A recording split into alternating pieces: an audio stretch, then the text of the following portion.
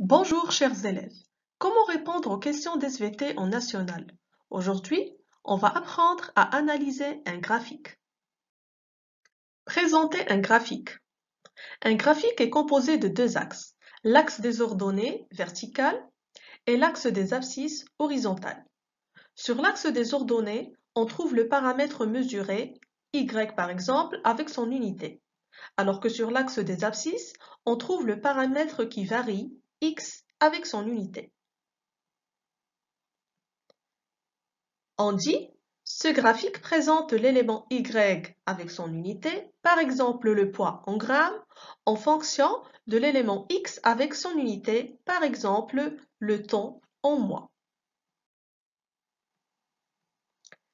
La courbe représente l'évolution du paramètre y. Dans ce cas, on dit que le paramètre y augmente rapidement. Sur cette courbe, on va dire que l'élément y augmente lentement. On ne parle jamais de la courbe qui augmente et on ne dit jamais le poids monte ou bien l'élément y monte. Sur ce graphique, nous avons le poids en grammes en fonction des mois. La courbe représente l'évolution du poids en grammes. On dit que le poids diminue rapidement pour cette première courbe et pour la deuxième, on dit que le poids diminue lentement. On ne parle jamais de la courbe qui diminue et on ne dit jamais que le poids ou bien le paramètre y descend. Ce graphique représente la concentration de O2 en fonction du temps en minutes. Cette courbe garde la même valeur ou bien à peu près la même valeur. On dit que la concentration de O2 se stabilise, reste constante ou reste relativement constante. On ne dit jamais que la concentration ne bouge pas. Analyser un graphique. Pour ce national de 2016, la question est la suivante. Décrivez l'évolution de la productivité de l'anguille représentée par le document 2. Pour décrire un graphique, il faut observer son allure et décrire avec des mots ce que l'on voit sur le graphique. Pour cela, on commence par repérer les axes, les unités et les échelles. Sur l'axe des ordonnées, nous avons la productivité en tonnes et sur l'axe des abscisses, nous avons les années. Par la suite, on va répartir le graphique en différentes parties. Dans ce cas, ce graphe, on peut le répartir en 3 grandes parties. Par la suite, on doit repérer les valeurs remarquables. Ça veut dire les points maximum et minimum et les grandes variations de la courbe. On va commencer par la première partie. Le point minimum correspond à 40 tonnes, alors que le point maximum correspond à 83 tonnes. Alors on va écrire de 1992 à 1994, on observe une forte augmentation de la productivité annuelle des anguilles. Elle passe de 40 tonnes à environ 83 tonnes.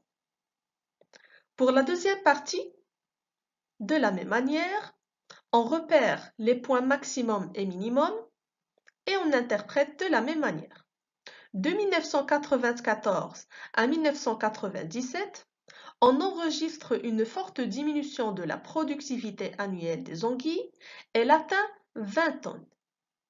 Et pour la dernière partie, de la même manière, on repère les grandes variations et on interprète. À partir de 1997, on observe une stabilité relative de la productivité annuelle des anguilles dans une valeur de 20 tonnes à 30 tonnes. Pour ce national de 2019, la question est la suivante. Décrivez l'évolution de la fréquence de l'allèle B dans les deux zones étudiées. Sur ce graphique, nous avons deux courbes. Le graphique représente la fréquence de l'allèle B en fonction des générations La courbe 1 correspond à la zone de la plage, alors que la courbe 2 correspond à la zone des Zoyas. Pour analyser ce graphe, on interprète courbe par courbe. Dans la zone de plage, la fréquence de l'allèle B augmente progressivement jusqu'à devenir majoritaire à la 10e génération, environ 0,94. Dans la zone des Zoyas, la fréquence de l'allèle B diminue progressivement jusqu'à devenir minoritaire à la 10e génération, environ 0,1. Attention! Pour les histogrammes, on procède de la même manière, mais il faut faire attention, il y a des exceptions. Pour ce national de 2018, vous avez l'histogramme suivant. Sur l'axe des ordonnées, nous avons des unités arbitraires, alors que sur l'axe des abscisses, nous avons l'activité enzymatique de citrate synthase et le taux d'oxydation par le cycle de Krebs.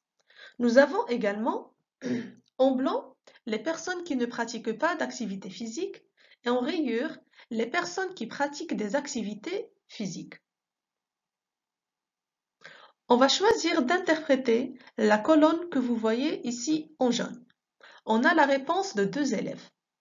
La réponse du premier élève, on observe que l'unité arbitraire chez les personnes qui ne pratiquent pas d'activité physique atteint 20. La réponse du deuxième élève, on observe que l'activité enzymatique chez les personnes qui ne pratiquent pas d'activité physique atteint 20 UA. Ici, l'unité arbitraire ne correspond pas aux paramètres mesurés. L'unité arbitraire correspond tout simplement à des unités complexes qu'ils ont préféré de ne pas noter sur le document.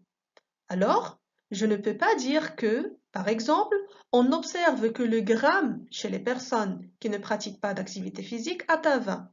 Ça ne se dit jamais. Alors, la deuxième réponse, c'est la réponse correcte. Pourquoi?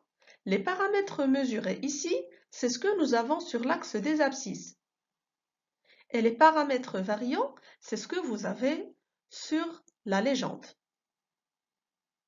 Et il faut faire attention à ça. Merci pour votre attention et à la prochaine capsule.